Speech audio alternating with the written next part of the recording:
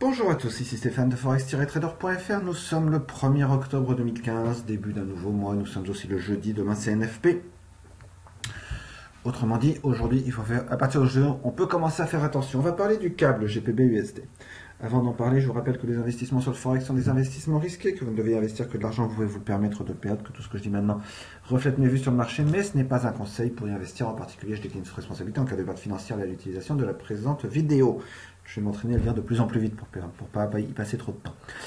Alors, avant de démarrer, je vous parle de GU, parce que la plupart de vous trade les majors, mais si j'avais envie de parler de quelque chose, je vous montre tout de suite, en fait, ça aurait été GCAD.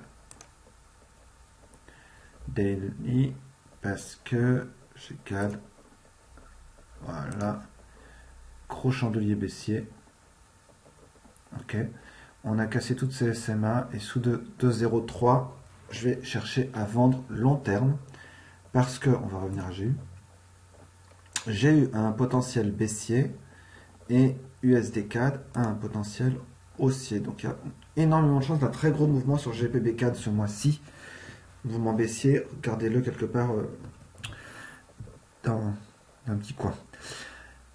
Sur le mois de septembre, gros peut-être pas, mais chandelier baissier très net, presque aucun rebond à la fin du mois, mais on est au-dessus d'un gros support vers 1,48. On est au-dessus, on est à 1,51,3, il nous reste 300 pips.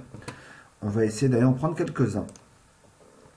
Sur la semaine, on est jeudi, après un très gros chandelier qui nous a amené sur cette résistance, on l'a cassé, puisqu'on a fait effectivement un nouveau plus bas, mais pas de manière très franche. On va aller voir en daily ce que ça donne.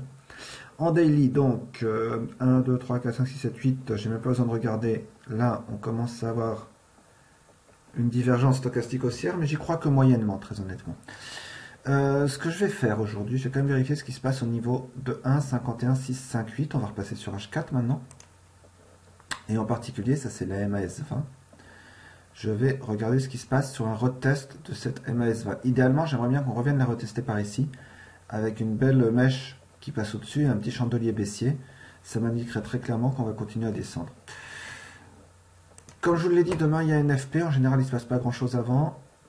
Je reste toujours persuadé qu'on a ici quelque chose qu'on pourra aller retester, parce qu'il y a plein de MAS qui arrivent à cet endroit-là. Notamment, on est en jour là, la MAS200, la MAS20.